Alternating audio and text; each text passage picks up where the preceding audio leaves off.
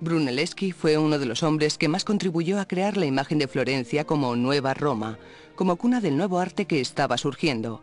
Aunque todas sus obras son muy significativas en este sentido, hay una que destaca entre todas ellas, que es la cúpula de Santa María de Fiore, Catedral de Florencia. De ella escribió Alberti que era amplia como para cubrir con su sombra todo el pueblo toscano. Y en ella se puede decir que toma forma ese deseo de asimilar la imagen de Florencia a la de la antigua Roma, pues se busca un paralelismo con la cúpula del Panteón. Brunelleschi se enfrentó en esa obra al reto que supone trabajar sobre algo ya hecho. No solo existía ya el campanile de Giotto, sino que de la catedral tan solo quedaba por hacer la cúpula, de la que incluso las medidas estaban ya dadas. Después del concurso celebrado en 1418 para adjudicar el proyecto de la nueva cúpula, esta fue encargada a Ghiberti y a Brunelleschi. Los mismos artífices volvieron a concursar en 1436 para la realización de la linterna, pero en ambos casos el triunfador fue Brunelleschi, llamado inventor y gobernador de la cúpula mayor. Ya no existían carpinteros que supieran hacer las grandes armaduras de madera necesarias para construir la cúpula, así que Brunelleschi, utilizando el aparejo en forma de espina de pez que habían utilizado los romanos y cimbras de madera en forma de anillos, consiguió que la cúpula se autosustentara durante la construcción. En 1436 se acabó la cúpula y fue bendecida oficialmente por el Papa Eugenio IV, pero la linterna, diseñada también por Brunelleschi, no se acabó hasta 1464. El conjunto es emblemático del primer Renacimiento, con su cúpula doble para que la exterior más magnífica y henchida, según palabras atribuidas a Brunelleschi, se convirtiera en ese referente urbano que fue desde su creación. La linterna en la que confluyen los nervios de la cúpula se muestra así como una suerte de punto de fuga acentuado por el bicromatismo y sobre todo como el nexo entre esa arquitectura creada por el hombre y la ciudad, e incluso la bóveda celeste.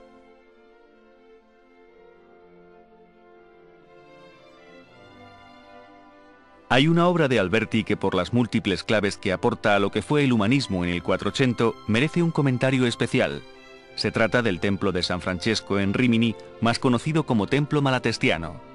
Fue el encargo a Alberti de uno de esos príncipes humanistas que definen toda la época. Se lo encargó Segismundo Malatesta en 1450. Las obras fueron lentas por la dificultad de conseguir los materiales y cesaron cuando murió el duque en 1466. Así pues, es una obra inacabada, pero en ella se puede apreciar la grandeza con que fue concebida. Se trataba de crear un templo que conmemorara la gloria del duque, sirviendo además de panteón tanto para él como para su corte. El hecho de que fuera a ser un panteón explica el que en el proyecto hubiera una cúpula en la parte de la cabecera, pues era una tipología que se asociaba tradicionalmente al tema funerario y al poder. Alberti utilizaba la tradición, la antigüedad y su propio ingenio y capacidad creadora para proyectar sus obras. En el caso del templo malatestiano, y por lo que se refiere al primer punto, la tradición le vino impuesta una vez más, pues de nuevo se trató de actuar para cambiar la imagen de un edificio ya construido. De hecho, lo que Alberti proyectó fue una especie de camisa, de vestido, que envolviera el edificio gótico sin tener que adaptarse a los vanos y ritmos que ya existían, por lo cual se puede decir que es una envoltura separada de los muros anteriores. La conjunción de iglesia cristiana y templo pagano resulta armónica, pues si la idea de templo antiguo está presente en el exterior, el interior gótico expresa con su luz diferente un universo en el que símbolos de complejo significado glorifican al duque.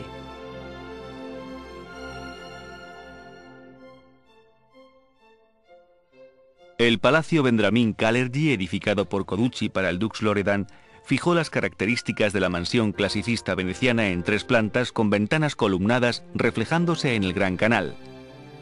Las obras se iniciaron en 1502, finalizándose a la muerte de Coducci. La superposición de arcos y órdenes en las diferentes fachadas rememoran la arquitectura romana. Los 3 vanos centrales de cada uno de los pisos están enmarcados, expresando el principio de simetría, ritmo y proporción que envuelve toda la fachada. Las galerías abiertas están cubiertas con vidrios, como es habitual en los palacios venecianos.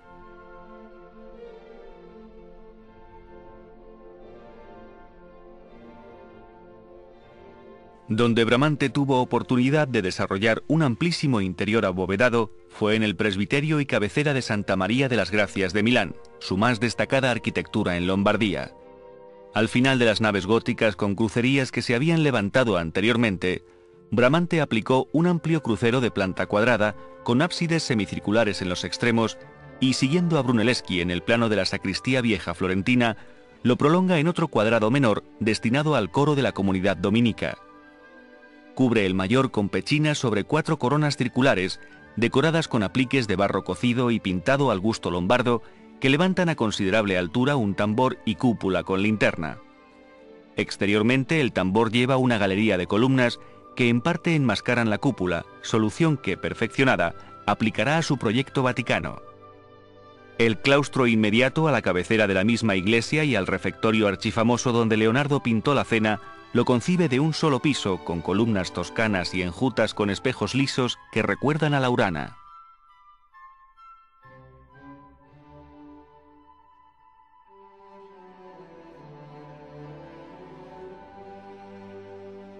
La obra que en la arquitectura religiosa define para muchos lo que fue el Quattrocento veneciano es la iglesia de Santa María dei Miracoli. El proyecto se ha atribuido a Pietro Lombardo, pero no se sabe si fue tan solo el constructor. En ella se emplearon mármoles y muy ricos materiales, con lo cual el efecto cromático es lo primero que hace de esta arquitectura algo especial. La obra recuerda algunas de las arquitecturas pintadas en cuadros de la época. Algunos historiadores la han considerado muestra de un renacimiento peculiar de la ciudad de Venecia, en tanto que hay una recuperación de formas bizantinas, que fue al fin y al cabo la propia antigüedad.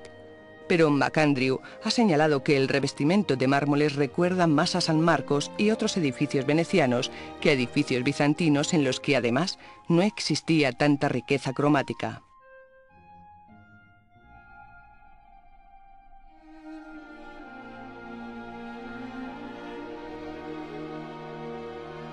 La concreción del ideal bramantesco, atenido a un edificio de planta central rematado en limpia cúpula sobre tambor, es el templete de San Pietro in Montorio, costeado por los reyes católicos de España en 1503 como patronos de la aneja basílica del Monte Janículo, para enaltecer el lugar donde la tradición cristiana fija la crucifixión del primer papa.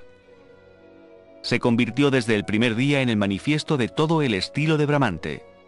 Consta de 2 pisos al incluir bajo el suelo del patio una cripta circular que cubre la roca del martirio del apóstol, y sobre ella campea airoso un edículo cilíndrico, rodeado por una columnata de orden toscano con triglifos en el friso entre metopas con bajorrelieves alusivos a la vida de San Pedro. Se inspira indudablemente en los toloi griegos de Epidauro, Delfos y Olimpia, o en los más cercanos templos romanos circulares de Vesta o la Sibila. El cilindro adopta por encima de la balaustrada aspecto de tambor con ventanas abiertas o ciegas con conchas de gallones y termina en cúpula semiesférica con esfera y cruz. Aunque no se lo rodeó de un patio circular, como sabemos por el grabado de Serlio que quiso Bramante, sino rectangular, el templete produce a pequeña escala diáfana impresión de monumentalidad clásica, en la que los ascendientes grecorromanos se sueldan en armónica concordatio con la rememoración cristiana. La ópera magna que ha dejado el Rafael arquitecto, proyectada el mismo año de su muerte, es la hermosa villa que en la falda del Monte Mario levantó como mansión de recreo y solaz para el cardenal Julio de Médicis, luego Papa Clemente VII. Su actual nombre de Villa Madama lo obtuvo por haber sido residencia en 1536 de Madame Margarita de Parma, hija de Carlos V. De haberse realizado la idea completa de Rafael, habría sido una obra extraordinaria con patio central circular rodeado por alas, hipódromo con cuadras, baños, ninfeo y hasta un teatro al aire libre. Queda como espacio noble la amplia logia con vanos hacia los jardines, cubierta por bóvedas de cañón y de arista pintadas al fresco con estucos, que rivaliza en esplendor con los interiores más suntuosos de la Roma antigua.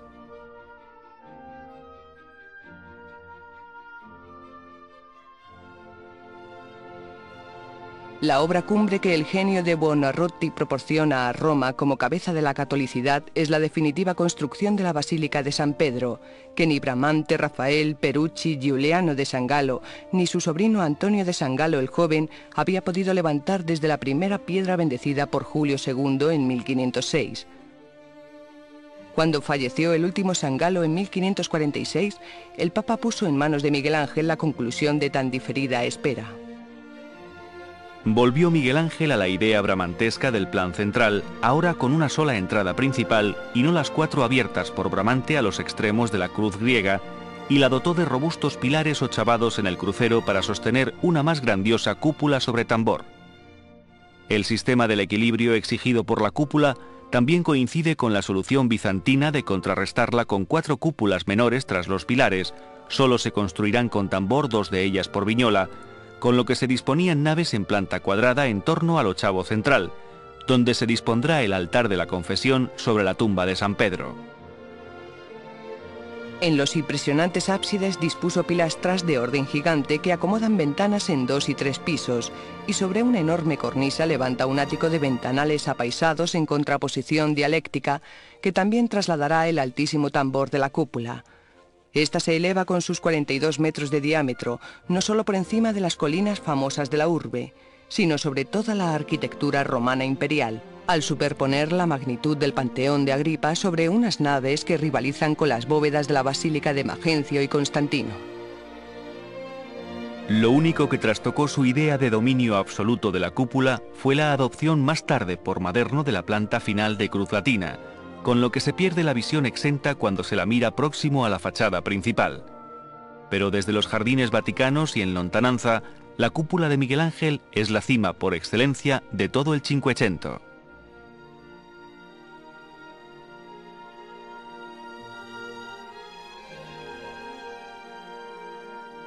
La más admirada de todas las villas diseñadas por Palladio es la Villa Capra, conocida por la Rotonda, levantada entre 1567 y 1569 en la vecindad de Vicenza. Se trata de una habilísima adaptación de 4 próstilos de templos romanos con escalinatas a un salón central redondo cubierto por cúpula, como si se tratara de un recoleto panteón de Agripa. Frontones y estatuas como acróteras contribuyen con las pinturas del interior a integrar los patrones clásicos con la moderna sensibilidad en una santificación pagana de la vida en el campo.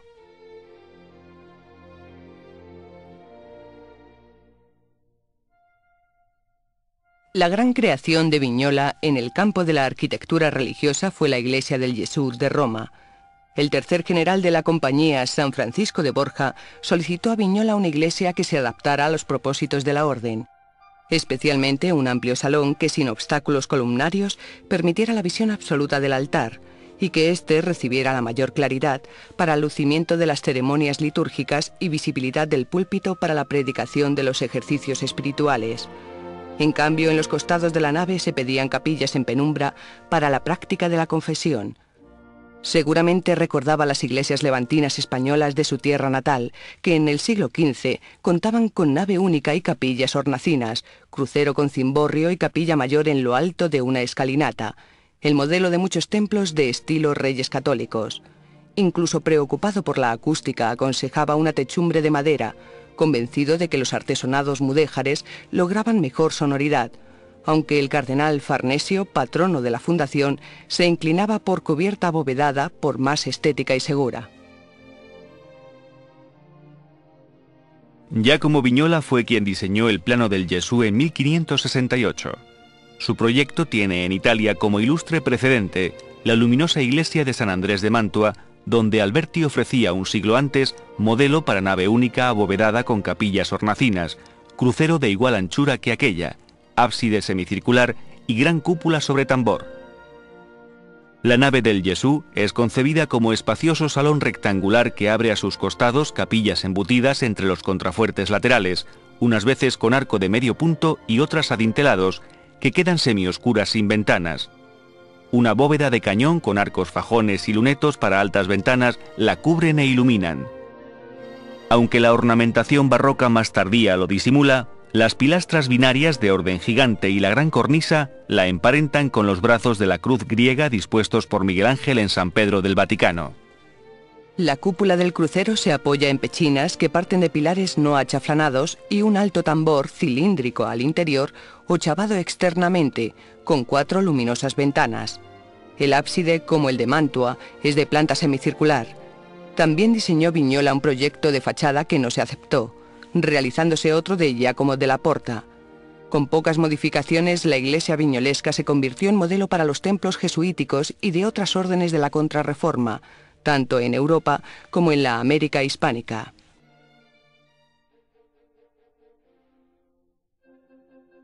Para la realización de la linterna, pero en ambos casos el triunfador fue Brunelleschi, llamado inventor y gobernador de la cúpula mayor.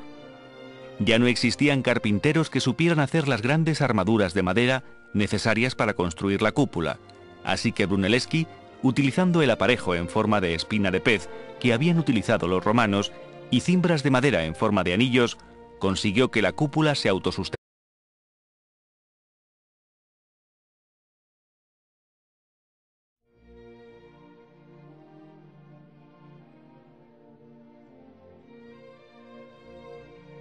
Brunelleschi fue uno de los hombres que más contribuyó a crear la imagen de Florencia como Nueva Roma, como cuna del nuevo arte que estaba surgiendo. Aunque todas sus obras son muy significativas en este sentido, hay una durante la construcción. En 1436 se acabó la cúpula y fue bendecida oficialmente por el Papa Eugenio IV. Pero la linterna, diseñada también por Brunelleschi, no se acabó hasta 1464. El conjunto es emblemático del primer Renacimiento, con su cúpula doble para que la exterior más magnífica y henchida, según palabras atribuidas a Brunelleschi, se que destaca entre todas ellas, que es la cúpula de Santa María de Fiore, Catedral de Florencia. De ella escribió Alberti que era amplia como para cubrir con su sombra todo el pueblo toscano. Y en ella se puede decir que toma forma ese deseo de asimilar la imagen de Florencia a la de la antigua Roma, pues se busca un paralelismo con la cúpula del Panteón. Brunelleschi se enfrentó en esa obra al reto que supone trabajar sobre algo ya hecho. No solo existía ya el campanile de Giotto, sino que de la catedral tan solo quedaba por hacer la cúpula, de la que incluso las medidas estaban ya dadas. Después del concurso celebrado en 1418 para adjudicar el proyecto de la nueva cúpula, esta fue encargada a Ghiberti y a Brunelleschi. Los mismos artífices volvieron a concursar en 1430.